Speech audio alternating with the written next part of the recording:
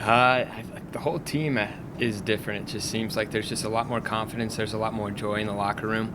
I mean, one thing that it's hard to avoid is just Carly is the best player on the floor at every one of those games, and she stepped up. And I think sometimes you look at the stat sheet and she kind of looks similar stats as she's had the rest of the year, but just the little things. I mean, she's just playing at a consistent level, always getting everyone in the right position, making extra hustle plays, winning plays.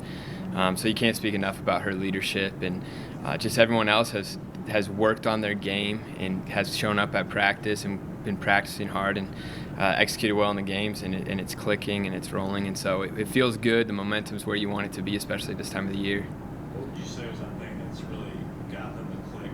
Kind of in the middle of the season, maybe lose a couple games, but then win a few, now you're just on the roll. What was that thing that really got them going, you think, at this point in the season? Yeah, I think it was just what you said.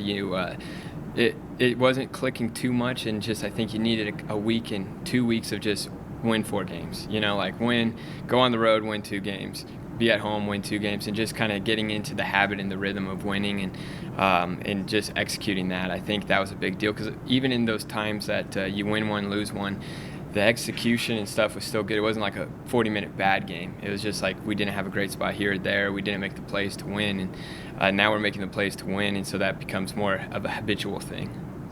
You guys are at the point now where you just feel like you guys can play with anybody. You're at that level that you guys have gone to. Yeah, I think as best you can in sports, you could say you feel confident playing with anyone. Every day changes, but I mean the girls are in a great spot. I mean they did not give up on the season. I think it's extremely impressive of each individual in that locker room, and inspiring to us as coaches of just their fight and their will to just stay at it through the whole year. And I hope we get rewarded by the end of the year and we keep playing this way, because I think a lot of good things can come to this team still. Final week of conference this week, back-to-backs against Lubbock Christian. Always a tough out there. Mm-hmm. What have you seen of Lubbock Christian this year? Yeah, I think you see Lubbock on paper and you see them on film, and then you play against them, and it's just different when it's WT and Lubbock Christian. You feel like you have a good matchup with this, and they do something completely different.